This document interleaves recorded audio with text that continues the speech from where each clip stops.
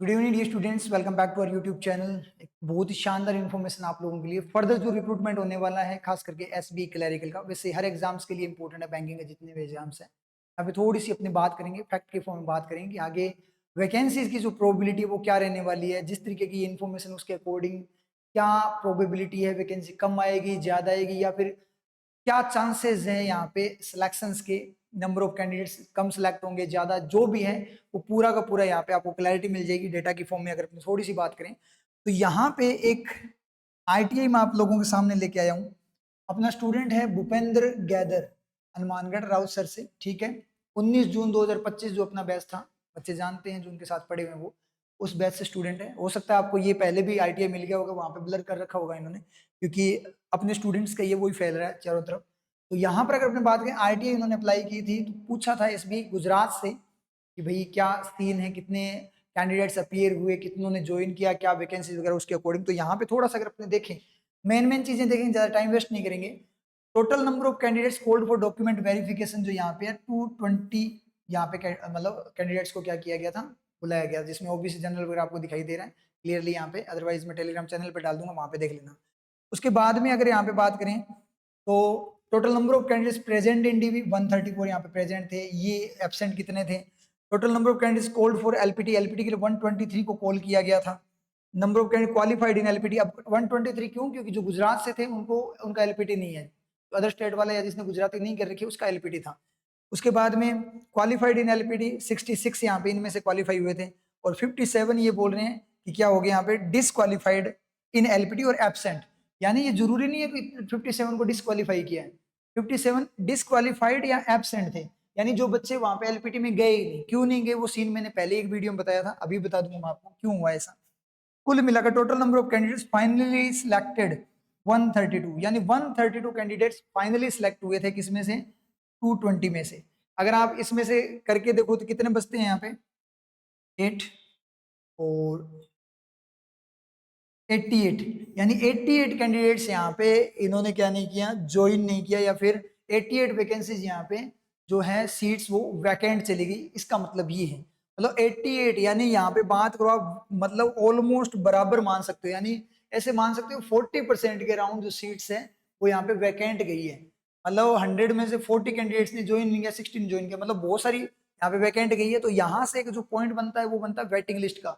तो waiting list का बहुत ही बढ़िया चांस है इस बार स्टूडेंट्स के पास, वेटिंग लिस्ट क्लियर होने के। मतलब हो सकता है गुजरात से मैं बात करूं 5 6, हो सकता है 7 नंबर तक वेटिंग यहाँ पे क्लियर हो जाए, और वेटिंग के अकॉर्डिंग भी फुलफिल नहीं होता है तो ये भी पॉइंट है यहाँ पे। अगर अपने यहाँ पे बात करें तो उसके अकॉर्डिंग ये लगता है कि ये बैकलॉग में जाएगी फिर वैकेंसी नेक्स्ट रिक्रूटमेंट में। तो इसका मतलब स्टाफ शॉर्टेज तो वैसे ही बहुत ज्यादा है, ठीक है, डेफिशिएंसी बहुत है, और ऊपर से कैंडिडेट्स ने ज्वाइन भी नहीं किया, तो इसका मतलब क्या है, बढ़िया चांसेस यहाँ पे दिखाई दे रहे हैं कि आगे वैकेंसी अच्छी आएगी। थोड़ा सा एक पॉइंट और था, ये यहाँ पे साइन वगैरह किए हुए, मतलब ऑथेंटिक फॉर्म में रिप्लाई वगैरह दिया था उसका। थोड़ा सा एक पॉइंट और था, भूपेंद्र ने मुझे बताया था कि कुछ कैंडिडेट्स ने बताया है जिन्होंने वहां पे गुजरात में ज्वाइन किया है, कुछ है उसके दोस्त ने रिजाइन भी किया है, दूसरे बैंक को ज्वाइन किया उसके हिसाब से। मतलब इन फाइनल 132 ने सिलेक्ट किया, इनमें से भी बता रहा था 40 के लगभग स्टूडेंट्स ने क्या कर दिया, यहाँ पे रिजाइन कर दिया। अगर आप 32 भी मानो ना तो 100 के अराउंड स्टूडेंट्स ने क्या कर दिया, मतलब 50% से भी ज्यादा कैंडिडेट्स यहाँ पे बाहर निकल गए, यानी वैकेंसी 50% भी फुलफिल यहाँ पे नहीं हुई है गुजरात में एसबीआई में। अब ये सेम सीन अगर अपने बात करें आपका क्या होगा, यहाँ पे राजस्थान में भी होगा। राजस्थान का भी उसने मतलब एक ने बताया था, पता नहीं 260 वैकेंसीज थी, 110 खाली गई, ऐसे करके कुछ था उसका डेटा, मतलब वो बता रहा था, मिलने आया था ऑफिस में उस टाइम पे। तो मतलब इतनी वैकेंसी यहाँ पे भी खाली गई है, यानी हर स्टेट में ये सीन हुआ है। और ये सीन क्यों है ये मैंने आपको बताया था। इस बार जो आईपीएस का जो पैटर्न था उसके अकॉर्डिंग पहले इन्होंने पीओ के एग्जाम्स कराए, फिर क्लरिकल कराए, फिर आईपीएस पीओ आईपीएस क्लरिकल का जैसे करवाया, उसके बाद में ग्रामीण बैंकों कराया, पहले कमर्शियल बैंकों में। तो उसके चक्कर में क्या हुआ, मैंने पीछे भी वीडियो बताई थी, अपने जो सिलेक्शन से उनकी फॉर्म में मैंने आपको बताया था कि बहुत सारे स्टूडेंट्स जो थे उन्होंने मतलब उनके 3 3 सिलेक्शन हो रखे थे। अब 3 सिलेक्शन होगा तो कैंडिडेट ज्वाइन कितना करेगा, 1 को ही ज्वाइन करेगा, और 1 ज्वाइन करेगा, इसका मतलब 2 वैकेंसीज वहां पे जनरेट होनी ही होनी थी, और उसी का ये रिजल्ट है।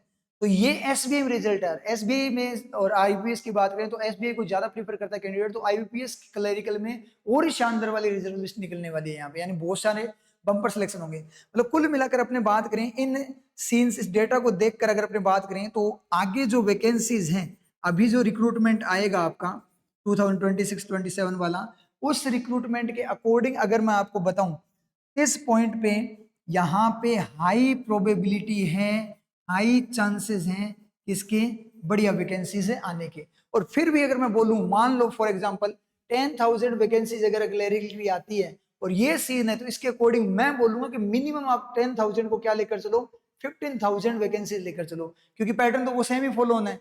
तो 10,000 को आप 15,000 क्यों? क्योंकि यहाँ पे बहुत से बच्चे यहाँ पे रिजाइन भी करेंगे, ज्वाइन भी नहीं करेंगे, जिनका जैसे अपने स्टेट से आरआरबी पीओ हो गया, आरआरबी क्लरिकल या आईपीएस पीओ हो गया, वो वाले यहाँ पे ज्वाइन भी नहीं करेंगे। ठीक है, तो वो कैंडिडेट यहाँ पे अगर ज्वाइन नहीं करेंगे, इसका मतलब क्या है? इसका मतलब है कि वो 10,000 दिखने में 10,000 है, लेकिन वो 15,000 प्लस वैकेंसीज आपके लिए, मतलब वेटिंग में क्लियर हो जाएगी वो चीजें। इसका मतलब 6 से 7 नंबर दूर भी अगर आप कट ऑफ से हो मेंस में, तो भी आपके चांसेस है फाइनल सिलेक्शन के वेटिंग क्लियर होने के। ये बहुत ही बढ़िया चीज है। और वेटिंग क्लियर हो मतलब थोड़ा सा क्या होता है, थोड़ा सा टाइम कंज्यूम हो जाएगा। जैसे अभी अपने बात मतलब हर चीज पॉजिटिव होती है। जैसे अभी अपने बात करें तो अभी आपका आईपीएस पीओ का जो रिजर्व लिस्ट है वो क्लियर हुई है।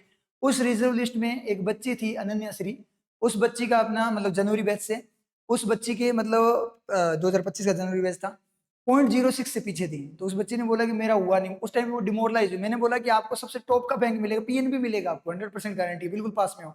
और अभी जो रिजर्व लिस्ट क्लियर हुई है उस बच्ची को पीएनबी ही मिला है। मतलब सब्र का फल मीठा होता है, यानी जिसमें इनको 4-5 महीने एक्स्ट्रा लगे जो, उसमें उनको अच्छा बैंक, अदरवाइज उनको इंडियन ओवरसीज वगैरह बैंक का बैंक है जो पब्लिक सेक्टर बैंक है वो मिलता। तो कितना पॉजिटिव चीज है। तो ये सारी पॉजिटिव चीज है, यानी इस सिनेरियो को अगर अपने देखें तो अब बहुत बढ़िया चांसेस हैं कि आपके सिलेक्शन होने के चांसेस, यहाँ पे जो प्रोबेबिलिटी है वो बढ़िया हो चुकी है। जो रियल में डेडिकेटेड बच्चा है उसके बहुत बढ़िया चांस यहाँ पे बन चुके हैं। तो आपने ये चीजें देख ली, तो आप अब सब कुछ भूलकर अपनी स्टडी जो है, फर्दर स्टडी है, उस पर आप फोकस्ड हो जाओ और सब कुछ भूल जाओ, आगे की स्टडी पे फोकस्ड हो जाओ।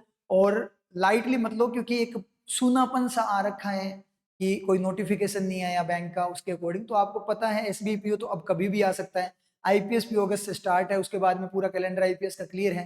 तो रुको मत, चीजों को करते रहो, कि ये सूनापन खालीपन सा दिखाई दे रहा है, कोई एग्जाम नहीं है इसलिए। लेकिन एकदम से वैकेंसी जाएगी, एकदम से सारे एग्जाम आएंगे, back to back paper weekly चलेंगे, फिर टाइम नहीं मिलेगा। तो अभी आप कॉन्सेप्ट्स अपने डेवलप कर सकते हो, तो उसके अकॉर्डिंग डिसाइड करो और उसके अकॉर्डिंग काम करो। ठीक है, तो क्लियर है, मतलब बढ़िया चांस है इस बार वैकेंसी जाने का। थोड़ा सा आपको बताऊं तो अभी अपना नेक्स्ट बैच जो है जून 2026 में आरजीबीसी राजस्थान गुरु कृपा बैंकिंग क्लासेस आरजीबीसी श्रीगंगानगर ब्रांच में, जून में अभी डेट फाइनलाइज नहीं हुई है, तो जून में आपका बैच स्टार्ट हो रहा है वाला, मॉर्निंग 8:30 पे। तो आप रजिस्ट्रेशन अभी करवा सकते हैं। आपको पता है अपने पास बैचेस जो होते हैं वो लिमिटेड होते हैं और सीट्स भी क्या होती है, लिमिटेड होती है। ठीक है, तो रजिस्ट्रेशन इस नंबर पे करवा सकते हैं। पहली प्रायोरिटी उन्हीं बच्चों को दी जाएगी जिनका रजिस्ट्रेशन करवाया हुआ, तो इस नंबर पे आप रजिस्ट्रेशन करवा सकते हैं। टेलीग्राम चैनल ज्वाइन कर लेना, टेलीग्राम चैनल अपना है RGBC SGNR, इस टेलीग्राम को चैनल ज्वाइन कर लेना। यहाँ पे आपको नोटिफिकेशन मिल जाएगा, सिलेक्शन वगैरह जो भी है वो सारे के सारे यहाँ पे आपको दिखाई देंगे। ठीक है, अपडेट वगैरह आते हैं, नई क्लासेस वगैरह होती है, वो सारा का सारा यहाँ पे मिल जाएगा। इसका लिंक डिस्क्रिप्शन बॉक्स में मिल जाएगा। प्लस नेक्स्ट वीक से अपने एडिटोरियल की क्लासेस हैं अपने चैनल पे, वो वापस से स्टार्ट करने वाले हैं, तो कनेक्टेड रहना।